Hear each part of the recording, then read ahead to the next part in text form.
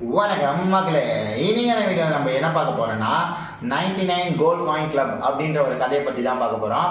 அதாவது 99 பொற்காசுகள் அப்படின்ற கதை ஒன்று இருக்கு. அதை பற்றி தான் நம்ம இன்னைக்கான இந்த வீடியோவில் பார்க்க போகிறோம். ஆரம்பிக்கலாங்களா? ஃபஸ்ட்டு எடுத்தவொடனே ஒரு ஊரில் ஒரு விவசாயி இருக்கான். அந்த விவசாயி என்ன பண்ணுறான்னா 4 மணி நேரம் மட்டும் தினமும் உழைச்சி அறுவடை பண்ணி அதில் வர காசை வச்சு அவங்க ஃபேமிலியாக செம்ம சந்தோஷமாக தினமும் ஒன்றா சாப்பாடு சாப்பிட்டு பசங்கள்லாம் ஜாலியாக விளையாடிக்கிட்டு அந்த மாதிரி ஒரு 4 பேர் இருக்கிற ஃபேமிலி செம்ம ஜாலியாக இருக்கிறாங்க. ஒரு நாள் என்ன ஆகுதுன்னா, அந்த நாட்டோட ராஜா என்ன பண்ணுறாருன்னா, அந்த நாட்டுக்கு ரவுண்ட்ஸ் வராரு. மக்கள்லாம் எப்படி இருக்கிறாங்க, எல்லாரும் சந்தோஷமாக இருக்கிறாங்களா, யார் யாருக்கு என்னென்ன கஷ்டங்கள்லாம் இருக்குது, ஒரு நாட்டு ராஜாவா அவர் அதெல்லாம் பார்த்துட்டு வராரு. அப்படி பார்த்துட்டே வரும்போது இவர் இருக்கிற இடத்த பார்க்குறாரு. ஒரு குடிசை வீடு தான், நார்மலான வீடு தான்.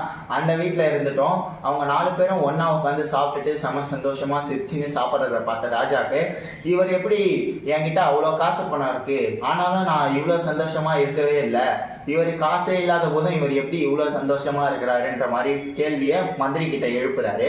மந்திரி அதுக்கு என்ன பதில் சொல்கிறாருன்னா, இவர் 99 தங்க காசுகள் கூட்டத்தில் இவர் கிடையாது அப்படின்னு சொல்கிறாரு.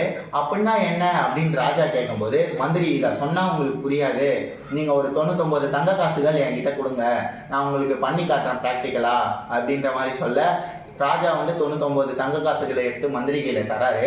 மந்திரி அதை வாங்கிட்டு என்ன பண்ணுறாருன்னா, அடுத்த நாள் நைட்டு எடுத்துகிட்டு போயிட்டு அந்த விவசாயி வீட்டு முன்னாடி வைக்கிறாரு. அடுத்த நாள் காலையில் அந்த விவசாயி கதவு திறந்து பார்க்கும்போது அந்த பொற்காசுகளை எடுத்து மிக சந்தோஷம் அடைகிறாரு. அவங்க ஒய்ஃபு எல்லாருமே செம்ம சந்தோஷமாயிடுறாங்க. சந்தோஷமாயிட்டு அந்த காயின்லாம் எண்ணி பார்க்குறாங்க. 99 இருக்குது. அதை திரும்ப திரும்ப ஒரு 10 வாட்டிக்கு மேலே எண்ணி பார்க்குறாரு. ஆனால் 99 தான் இருக்குது. அது அவருக்கு ஒரு சாட்டிஸ்ஃபேக்ஷன் கொடுக்கவே இல்லை. அதனால் அவங்க குடும்பமாக சேர்ந்து என்ன பண்ணிட்டாங்கன்னா, 100 காயின் ஆக்கணும், அதுக்காக உழைக்கணும்னு சொல்லிட்டு அந்த விவசாயி பயங்கரமாக உழைப்பை போட ஆரம்பிச்சிட்டாரு. வெறும் 4 மணி நேரம் வேலை செஞ்ச இடத்துல அவர் அந்த நாள் பூரா வேலையை அதே வேலையை செய்ய ஆரம்பிச்சிட்டாங்க. இப்போ ஒன்றா உட்காந்து யாரும் சாப்பிட்றதில்ல, ஒன்றா ஃபேமிலியாக சந்தோஷமாக இருக்கிறது இல்லை.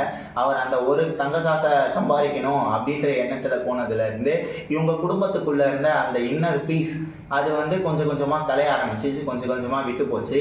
அந்த சந்தோஷமான என்விரான்மெண்ட்லேருந்து அவங்க நவுந்துட்டாங்க.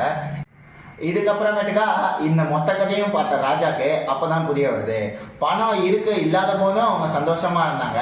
ஆனால் அந்த பணம் வந்துட்ட பிறகு மேலும் பணம் சம்பாதிக்கணும்னு நினைக்கும் பொழுது அவங்க அந்த சந்தோஷத்தை இழந்துட்டாங்க.